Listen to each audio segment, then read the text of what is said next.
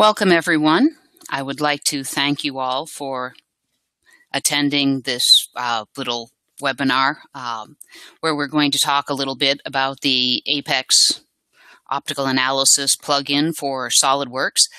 This is the result of some requests we had from some people who sat in on previous webinars when we talked about some specific functionality in Apex, where they basically asked for us to put on a demonstration that basically goes through the process of using Apex. And that's what we're going to go through today. Obviously, in an hour, we're going to go through it rather quickly, but we're going to give you an idea of the workflow of the Apex program and a lot about the capabilities and functionalities that are built into the software. Again, as I mentioned, for those of you who have been here for a few minutes already, there is a little chat icon, chat button that you have access to while you're listening. If you have some particular questions you'd like to ask, you can just type into that little chat box. And there are some people from Breault who are listening in right now, and they will try to answer you in somewhat real time.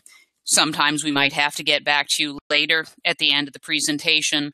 I will tell you how to contact me directly if you would like to, if you have some specific questions related to what we discussed today or about the Apex program in general. So, and I noticed several of you are actually listening to this via telephone.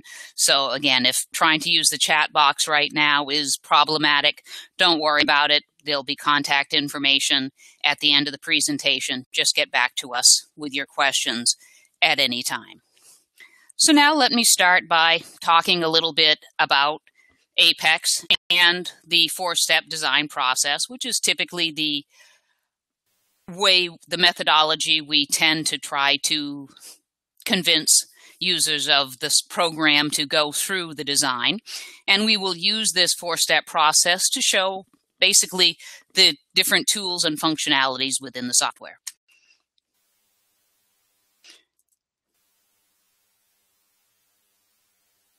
Okay, so let's talk a little bit about the Apex program itself and exactly what Apex is. And basically, Apex is a way of joining together illumination engineering and analysis into a CAD environment.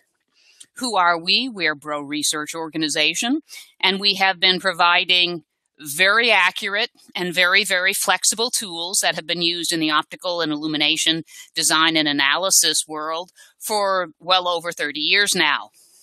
And of course, if you're listening to this, it's probably because as your CAD tool, you use SOLIDWORKS, and the SOLIDWORKS Corporation has developed the worldwide leader in computer-aided design software. So together, what we've done is put together, integrated, what we think is an extremely easy-to-use tool that allows you to design illumination systems. Okay, so let's ask a more fundamental question. Why Apex? Why another optical design, illumination design program? There are many out there. They've been there for years. As I've mentioned, Breault software has been available for more than 30 years. Why do we need a different one? Well, if we look at the world of illumination systems, illumination components, illumination systems are designed in CAD programs using CAD because they have to fit into whatever environment they are part of. Whether it's an automobile, whether it's a street lamp or any type of architectural fitting, there is much more involved with the illumination design, with the luminaire, than simply where does the light go. However, once you've designed those components and you have something that fits the form and function of the working environment, you need to verify that the energy output from that device will meet the basic needs of whatever the design is for: automobile headlamps, tail lamps, street lamps, etc. Ray tracing is the technique that we use to analyze the flow of energy. It's basically how we solve the fundamental equation of radiative transfer, but don't worry, I won't throw any double integrals at you during this presentation. Historically, typically, this has been done in a separate program, a program that does ray tracing. And the fact is, no matter how easy we tell you it is to transfer your data between the CAD program and your ray tracing program, and I will admit, here at Breault, we have other software tools, and we'll try to convince you, oh, it's really easy. Export the CAD file, hit the import button, apply all the optical properties, and there you are. And if you're that magical designer, that everything you design in CAD works properly, meets all the functionalities required the first time, maybe that's true. But typically what you're going to have to do is bring it into your export it from your CAD program, bring it into your ray tracing program, do some ray tracing, do some analysis, define your sources, etc. You're going to do the analysis, find out you're going to need to make changes, maybe little tweaks, maybe major changes to that illumination system, at which point you're going to go back to the CAD program, modify the design, again, export, import, test, etc. I don't care how easy we tell you that is, you don't like it. We've been told that over and over by people for many years. So when you're talking about using Apex, there isn't an easy transfer. There's no transfer. You start SOLIDWORKS, you stay in SOLIDWORKS the entire time you do your illumination design. So now let me briefly talk about this four-step process, the design workflow for Apex. And the first step is to design and verify the geometry. And often, most of the time probably, you're going to define the basic structures, whether they be faceted reflectors, smooth reflectors, freeform optics, etc., or mechanical structures that hold things in place. You're going to be using SOLIDWORKS tools for those. But there are going to be some instances where, either because of ease of definition or because of the accuracy needed to actually represent the surface structure for things like aspheric type components, there are tools built into the Apex program to help you design those particular components. Once you've defined your geometry, turn them into optical components as appropriate by assigning the optical properties. The next step is to design and verify the sources. And within Apex, there is built in or included a very substantial light source library that has very accurate models, accurate radiometrically, accurate geometrically, for a large number of commercially available sources, filament lamps from automotive, and of course, lots and lots of LEDs. You can also create within the Apex environment your own emitter, either simple or complex.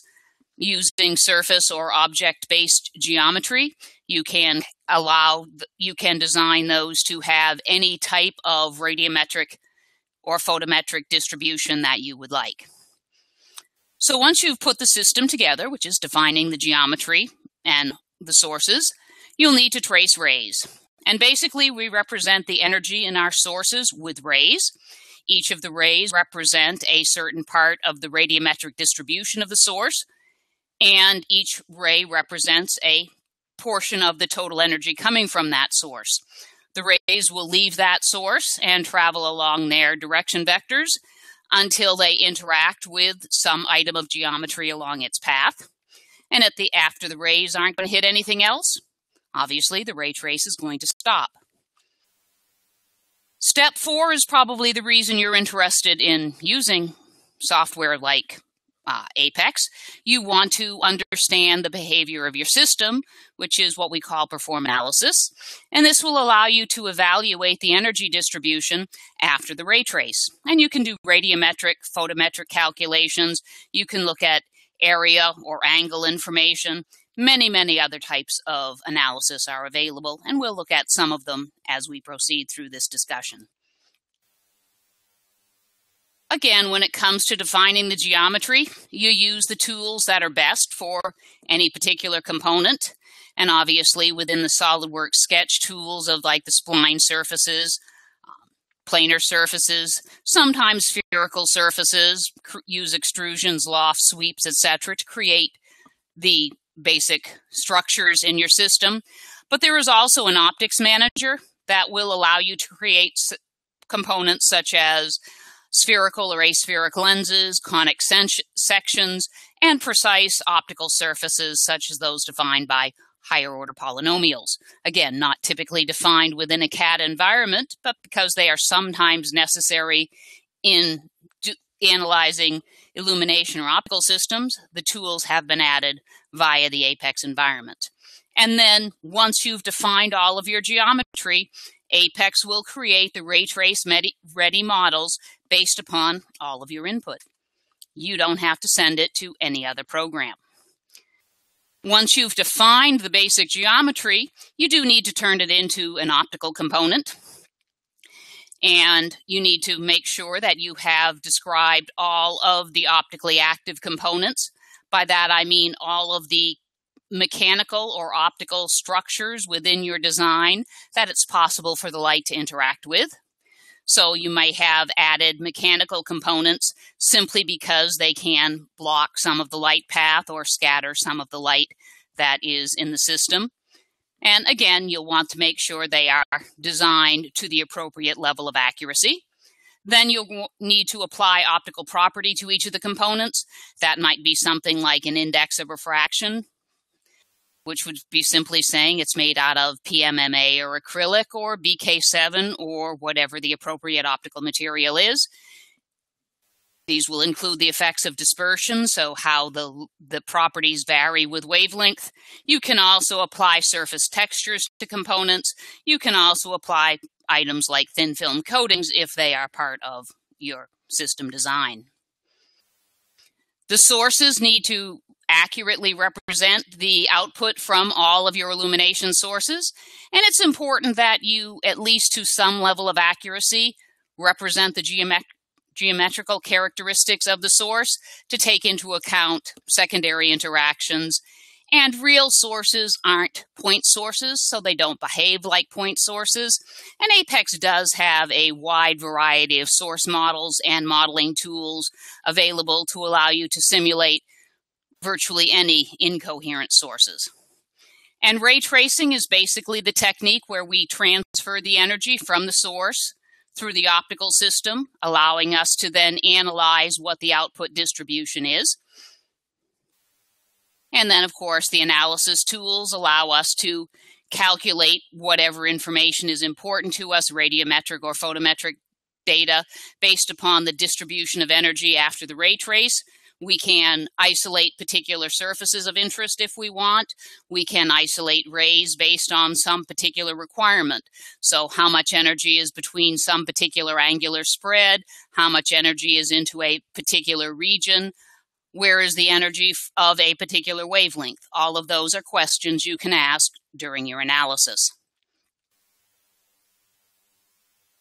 I'm going to open up SOLIDWORKS momentarily right here. And this is what the SOLIDWORKS environment looks like, of course. It's simply SOLIDWORKS. And I'm just going to open up, for right now, a new part file.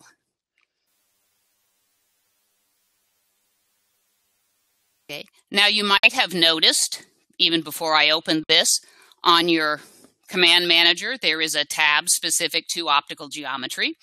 And you can tell you're in Apex simply because you'll see this particular tab. But the other information you'll see right here is this item over in the Feature Manager area where you see the Apex Optics Manager. And within the Apex Optics Manager is where you have access to different libraries of information. And this is the information you will use to apply optical properties to your particular designs. So what we're going to do is walk through the four-step process. And I'm going to use a relatively simple design. In this particular case, we have a reflecting cavity. I'm going to position an LED at the base of that, trace some rays, and then we'll look at the output and do some analysis.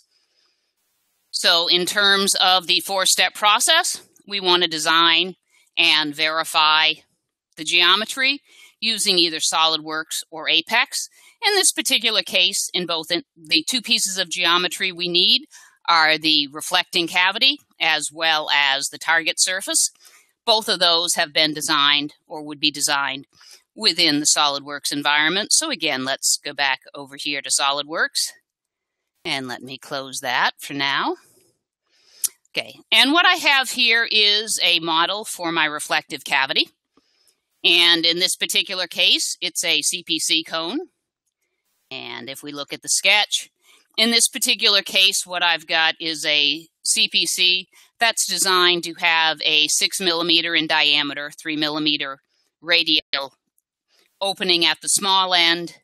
And I want to take the Lambertian distribution of energy coming from an LED positioned at the small end and restrict that angular spread to the range of plus and minus 30 degrees at the output end of the cone. This CPC has been designed using equations. It's an equation-driven surface, you'll notice. What this allows me to do is if instead I want to have a cone with a 20-degree angle, come on, let me, there we go. So instead of, if I want a 20-degree angle and I update my geometry, I have a new cone. So what I've done is created a CPC structure that I can use over and over and over again simply by changing the parameters to those that are appropriate for the design I want to work on. In this particular case, I do want that 30-degree cone. Okay. So to turn this into a CPC, all I have to do is turn it into a revolved surface. So if we come over to the revolved surface, and here's my axis of revolution, and here would be my CPC, and I'll just click on OK. And there we go. And here's where I'd go to the Optics Manager. And in this particular case, what I'd want to do is turn this into a reflector. So if I just select my reflector here, and I can choose to apply a coating. And here's my coating manager. There are a lot of coatings already built into it, but you can also add your own information to define your own coatings. But in this particular case, I would just make it a perfect reflector. Okay, so that would be one of the components I'd need. And now I have not only the the proper shape for my reflector, I have also applied the optical properties that will allow me to do an energy simulation. The other piece of geometry I needed was a target. And for this particular application, I want a square target. And based on the size of my CPC and the distribution of rays coming out, what I want is a square target that's about 100 millimeters on the side. And again, it's a component I use a lot, so I simply have a little target component stored in my data files. So all I need to do is modify that and rebuild it. And now I have the appropriate size target. Speaking of that, what I'm going to do is come over here and built into or inserted into your design library when you install the Apex plugin are a series of some basic shapes you might want to use. Some of these are specific to Apex capabilities, including these ones that are based on our source, have the source annotation added to them. You shouldn't modify those, but what you also might find useful is you can create your own files that you use over and over again, and I find the optical parts area a useful place to store those reused components. So we have defined the two pieces of geometry, and let me minimize that. And what I'd want to do is to combine those into, one thing I didn't mention here on my CPC. Notice if I come back over here, Feature Manager, and edit my sketch. One thing I do want you to remember is that when you're designing components that you're going to be using with ray tracing, you need to make sure that you fully define your systems to make sure that things don't accidentally change in size or position. So before I created my CPC model, I did indeed have a fully defined sketch. And now what I want to do is to combine my CPC and my target into a fully defined assembly. And so you didn't have to see me go through the process of mating. I already have done that. So what we have is my CPC with a 30-degree angle and my 100-millimeter target. And I have mated them into a fully defined assembly.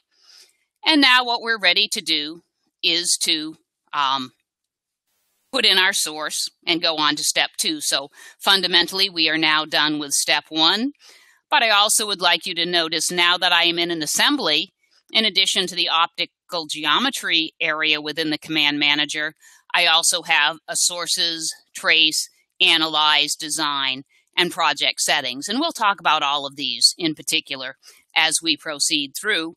But what's important to understand is when you're using Apex, the Apex and plug-in to SOLIDWORKS, all of your components are SOLIDWORKS parts, possibly Apex-specific parts, but generally SOLIDWORKS parts. And within a SOLIDWORKS parts environment, you can apply media, you can apply coatings. However, when you're defining sources, doing ray tracing, analysis, design, etc., you must be in a SOLIDWORKS assembly. That's why these options were not available when I was creating my part geometry. So if you want to do ray tracing, you have to be in the assembly environment. But it is a standard SOLIDWORKS assembly file, nothing special about it.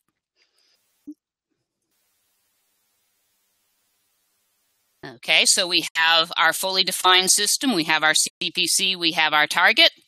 Now we're ready to go to step 2. And step 2 is, of course, to design and verify the source. And in this particular case, we are going to use a source from the Breault Light Source Library. So here we are, and I want to look at my geometry from that perspective. Makes it a little bit easier for me. What we're going to do is select an LED from the Light Source Library, and we're going to insert it so that the origin of the CAD file is coincident with the origin of the assembly. And in particular, the LED I'm going to use is the XLW-PWC1 for no specific purpose other than the shape and size. And we'll get into that in a little bit later. It will be inserted when we go through the process at the origin, and then we'd need to go through and mate it. So if I want to insert it, I'm going to get a little pop-up, and we'll create a new ray set. If you happen to have a ray set file from the manufacturer's website, you could instead insert that as well. If you want multiple LEDs, you can insert multiple LEDs at the same time. In this particular case, since we don't have any refracting components, I'm not worried about dispersion. I'm going to create all of my rays at one particular wavelength. But if I did want a spectral distribution, I could get that information as well, and we would get distributions of rays that follow the spectral weighting. But again, for our purposes, this will work fine.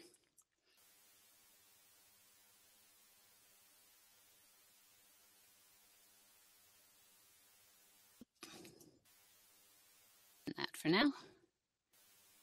Okay, and it's hard to see, so let me change the transparency here. So there is our LED positioned inside our system so that the origin of the CAD file, of the part file, is coincident with the origin. And again, what I want to do is to properly mate this in place. So what I'll do is a simple mating here, and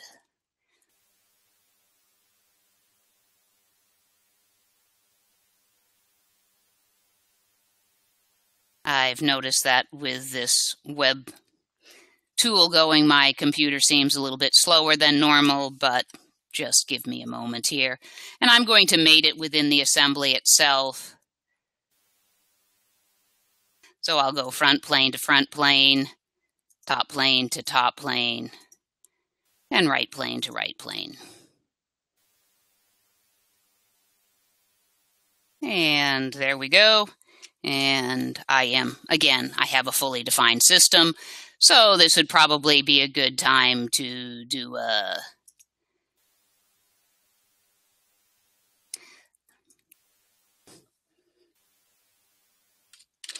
do another save so we don't, just in case this web tool takes even more of my computer's resources. Okay.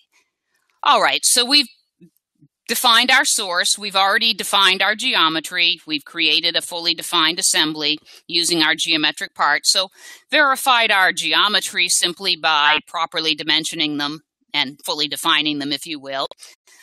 We've fully defined the position of the LED, but maybe we're interested in a little bit about what is the energy distribution. This is what we call the verification of the source. Now, if we come back up here to the Sources tab, you might have noticed before we started, these were the only icons that were active because it didn't have any sources. Now that I have an active source, I can do some analysis on the source. And I can get information like, first off, yes, I must select the source. So I've selected the source icon here within the Optics Manager, and we can look at some statistical data. And in this particular case, we see how many rays were actually generated, a little more than I asked for, but I do have my 1 unit of power at the default 0.55 micron wavelength. And I can also get information about the positional distribution, and I can also get information about the directional distribution. And since this LED is nominally Lambertian, I would expect on average the light is directed along the axis and covering all of direction cosine space. Okay, half of it approximately with angles with direction cosine less than 0.5, half with direction cosines greater than 0.5. So this looks like a reasonable representation. The other thing I might want to do is to get an idea of what that distribution looks like. So I can look at an excidence calculation. So this is sort of power per area. And we will look at it projected in the XY plane. But I'm going to click on that as well, and maybe I'll increase that just a little bit.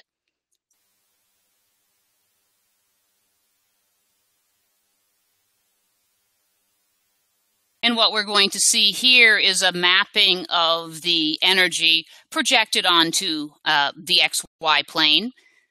And because we have a domed source, we're going to see what looks like an excess of energy in this area, but that's only because there's a large region of space projected onto those pixels. But if I zoom on in here, these little blue dots represent where all of the rays will start.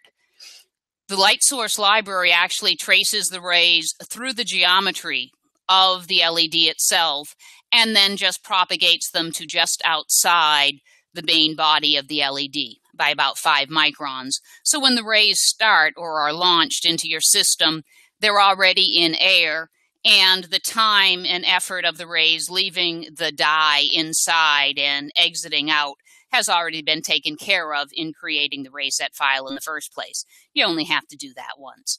We can also take a look at the source's intensity distribution. So we can look at it in cosine space or in angular space.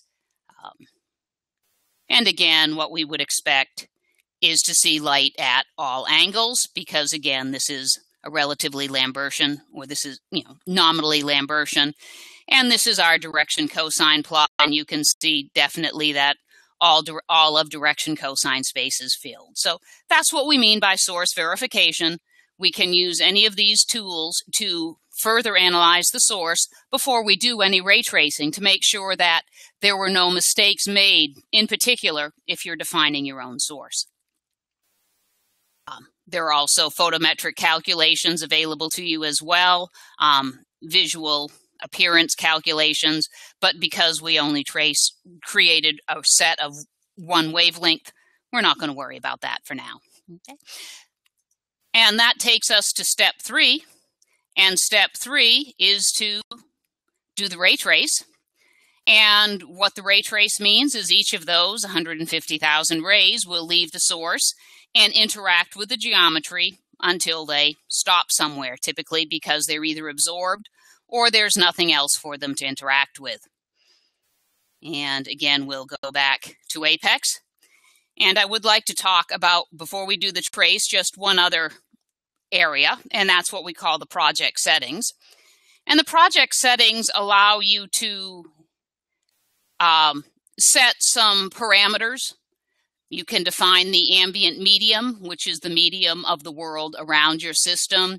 You can set how you want Fresnel effects to be calculated, reasons for terminating ray traces, splitting and scattering. And in this limited time, I don't want to go into too many details. I could spend an hour just talking about what some of these settings mean.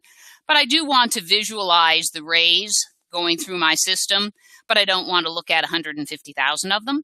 So I'm just going to have Apex visualize about 100 of my rays.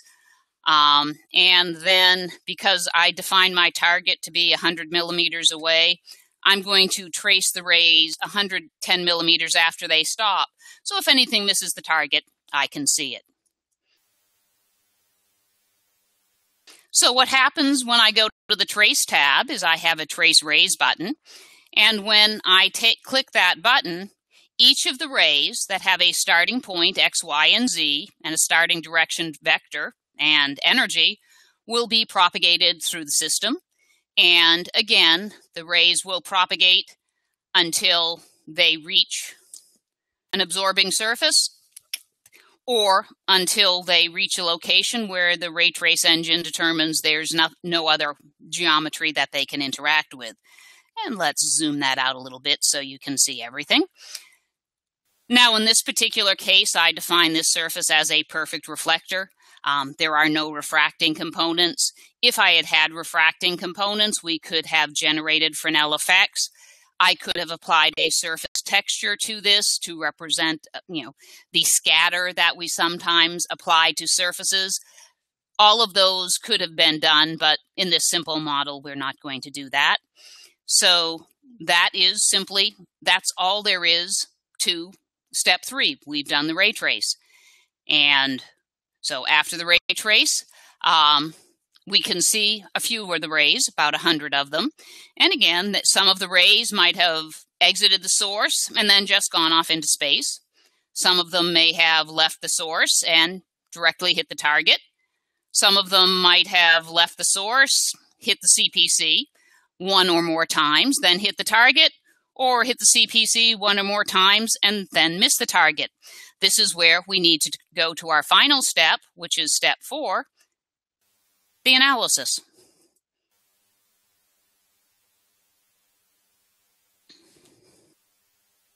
Okay, so let's talk a little bit about the different types of analysis. And what analysis allows you to do is to analyze what is the energy distribution. Where is the energy? We can evaluate it radiometrically, photometrically, again, intensity, power per angle, irradiance, power per area, many other quantities as well. And this is where we would go to the Analyze tab. So if we look at the Analyze tab here, we can see, again, just like when we were looking at the source, we can get numerical data. Where are all of the rays? What's their power and what is their position and direction? We can get irradiance, power per area information, intensity, power per angle, and we can get it in direction cosine or angular space.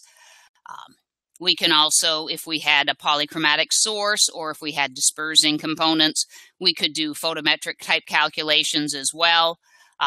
You'll notice that some of these tools are still grayed out.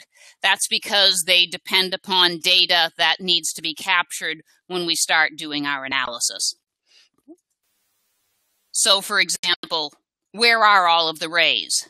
Now, if we rotate this around, we notice that, well, at least one ray went off into space somewhere. But how much? And where is all of the energy? Well, I'm making sure I haven't selected anything. If I don't select anything, I'm effectively selecting everything. And what I'm going to do is just look at the summary statistics.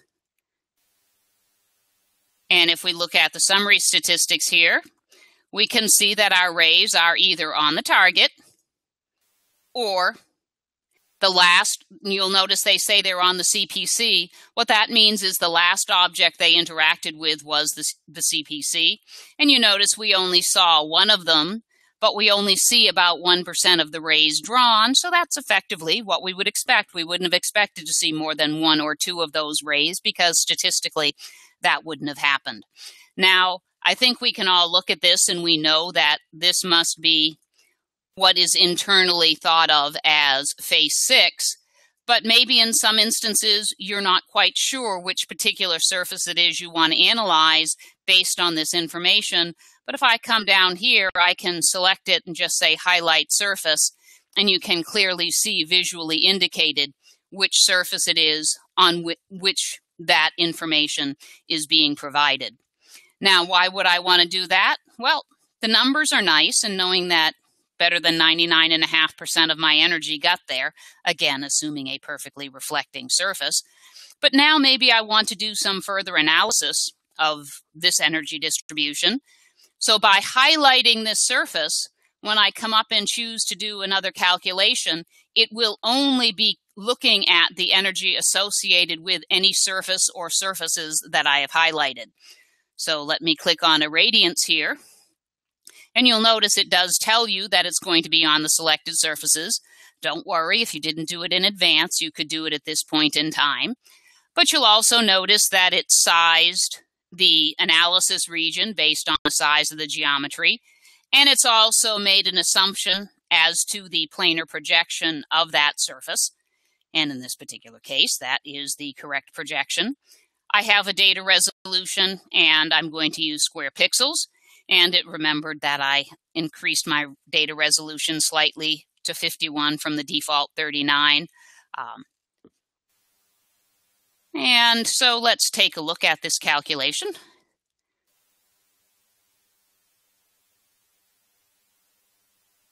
Okay, and we can see here where all the rays hit.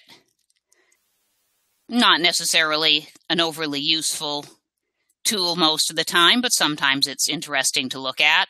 But I can also look at an irradiance projection in a false color plot. Now, we do see that this is statistically a little bit noisy. Not going to spend time tracing a sufficient number of rays because I only have a small amount of your time this morning. But what I can do, for example, is I can choose this irradiance information, and I can do a little bit of statistical averaging.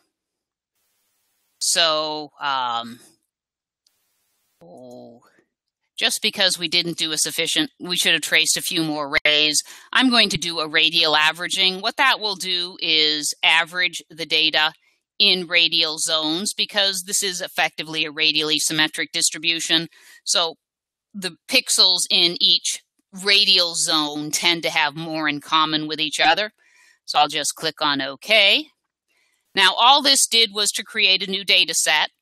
And you might have noticed, I didn't mention it, but before we did the averaging, more of the visualization tools were available to us, because the visualization tools can work on this piece of information, this stored data set, which can be, by the way, exported as an Excel file if you want to do post-processing on it. But what we'll do now is take this average data set, and again, I can look at a false color distribution, or if I wanted, I could look through it at a distribution section. So what we see is a rotationally symmetric distribution of energy, as would be expected. Unfortunately, very little light is right at the center. Most of our energy, the highest power per area, is in this zone right out here, which goes from about 13 millimeters, out to here. So in this region here, this particular zone is where most of the energy is. Okay. The other piece of information we might be interested in is, because this is the CPC, we would expect the energy to be coming out now within a plus and minus 30-degree angular range. So let's again highlight that surface, and we can look at a radiant intensity calculation. And I'll have it plot out both cosine space as well as angular space. And I'll just click on OK. And if I zoom on in here to sort of the end of the data, we can see that that is close to 30 degrees, 27.67 degrees. And again, I could do some processing, do some averaging. If I come through here, what we see is, however, all of the energy is within approximately plus and minus 30 degrees. And let's take this and just do a distribution section through the XY plane through the middle. Again, we might want to do some averaging as well, but what we can see here is the CPC is definitely doing its job. It might not be the distribution we want, but it is doing the angular reduction that we expect from the CPC. So that basically is taking us through the 4 steps of the 4-step process. Okay, we have designed our geometry. We've defined, verified a source. We've done ray tracing. We've done some analysis. What comes next? Well, this is where we look at the data and say, well, okay, but that's really not what I want. Typically, we might want a more uniform distribution, or maybe more of the energy concentrated towards the center. So how would we go about doing that? What's the next step? What I'm going to do now is to look at what we call a parameter study.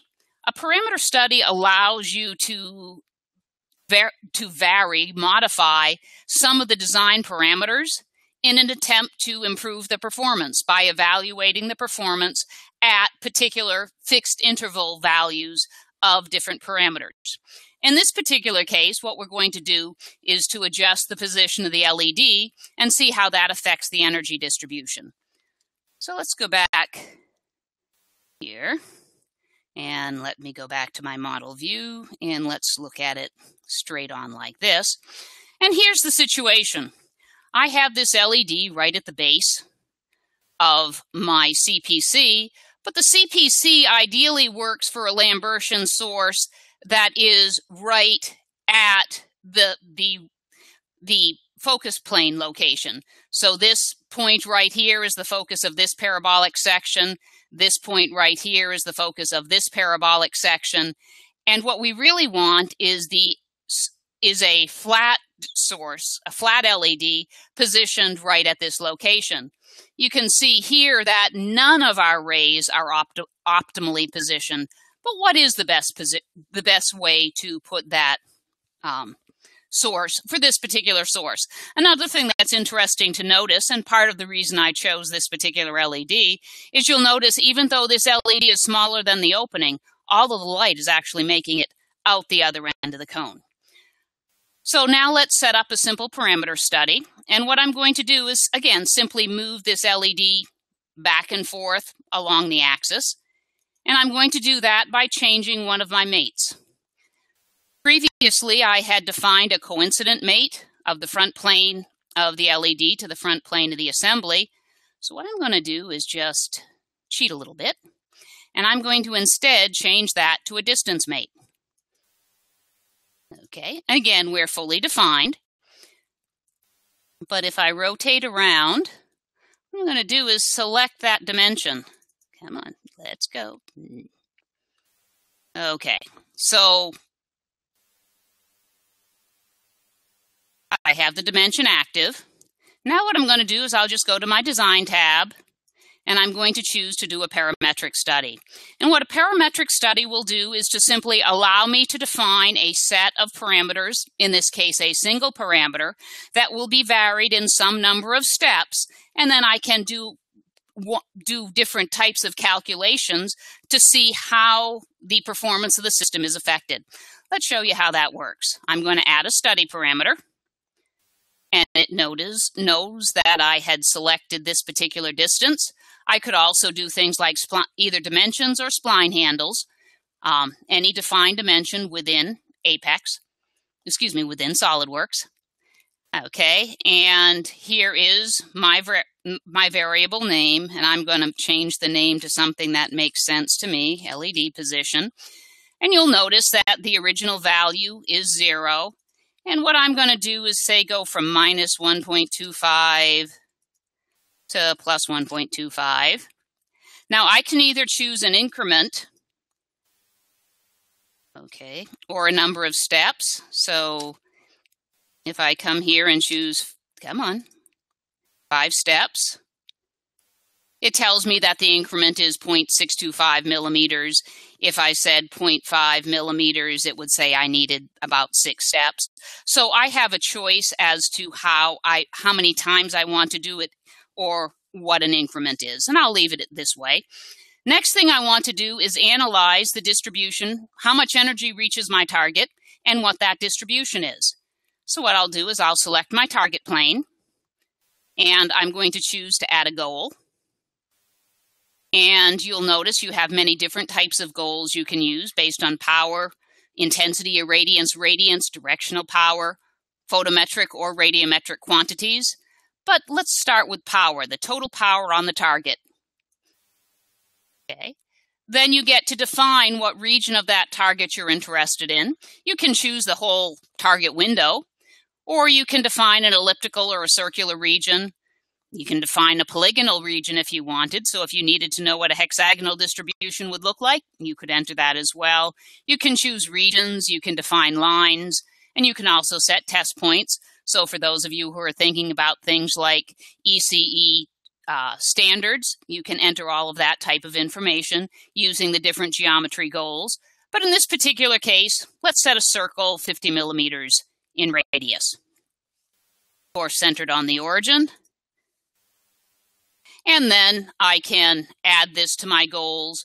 A nominal boxcar type averaging will be done automatically simply because illumination sources are noisy. If you want to change the type of averaging, you can, but I'll leave it with the simple boxcar for now. And obviously averaging doesn't affect a total power calculation anyways. So let's just add that to the goals and close out. And it's been added. And again, this one doesn't make much sense, so I'm going to give it a name. And in this particular case, we're just going to calculate the total power. Something else I might be interested in is the spread of the energy. So again, this face is highlighted, and I'm going to add another goal. But this time, let's look at the irradiance on that surface. So let me click on OK again. And again, I know I have a circular distribution. So rather than averaging in the data at the corners, I'm just going to choose the circular spread and add that to my goals. Okay. And you'll notice here, I have that as well. So again, to make it useful for me, I'm going to do that. And you'll notice here, let me try to move this box a little bit so we can see it.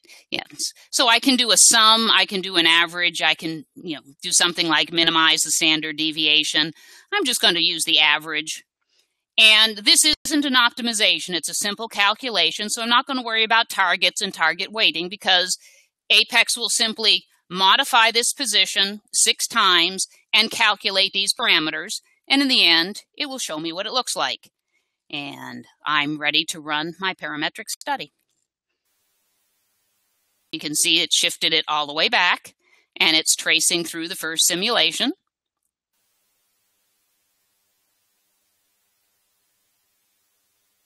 And as a general statement, I would say you want to use a minimal but sufficient set of rays when you're doing this type of analysis.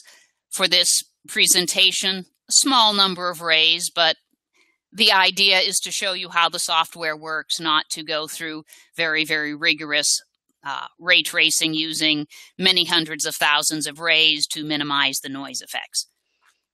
So we're at the 4th position, which is actually the original position, or close to the original position, a little bit ahead of it.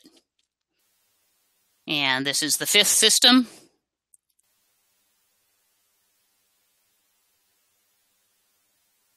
And now the last, we're tracing the 6th system.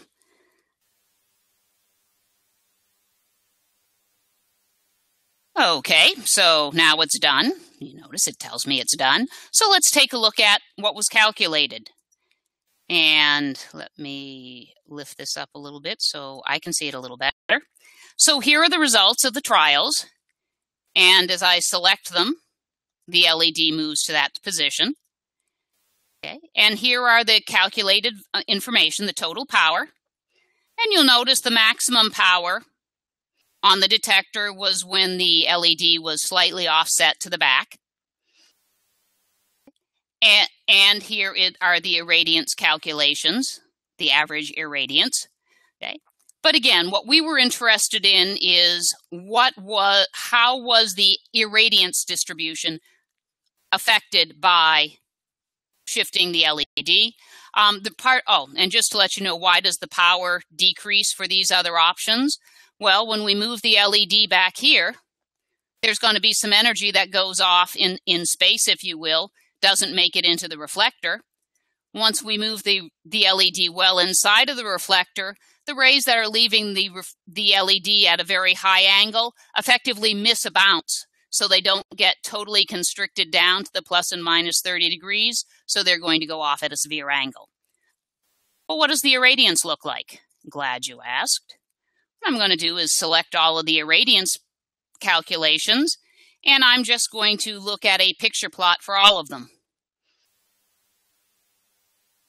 Okay, so all of this information is stored over here in my results node. So there was my source analysis, my ray trace analysis, and now my study analysis. And we can take a look at them. Or I think, and we can obviously say, well, we like this one best, but let's give ourselves a little bit more information. So I'll just select them all and look at them all at once. And sorry for the shape, but it's a function of my monitor up here. I'm running multiple monitors, so it's a little bit confused. But we can see definitely that if what we're trying to get is a more uniform distribution across my detector surface, I need to move the LED backwards. Now, obviously, as well, I would need to now go in if that was where I wanted to be. Let's open my study up again. And I want it to be here. Obviously, I'd need to change my reflector or add a little cap to capture some of that stray energy. Have to make other changes. But what we can see is how we can use Apex to not only analyze the basic system, but we can also use Apex to design a better system. And more importantly, all of this was done without ever leaving the SOLIDWORKS environment. So I would like to thank you all for your attention. I have noticed lots of questions have been coming forth during this presentation. If you have further questions, please ask them now. I will stay online for a few more minutes to get the final questions. But if you have any questions or comments, please contact us at any of these addresses. You can also visit the Breault website, as was indicated in your webinar announcement, and you can download a free 30-day trial of Apex for you to plug into your SOLIDWORKS environment and take it out for a spin. So again, thank you very much for your time. I appreciate your attention and look forward to your questions. Thank you.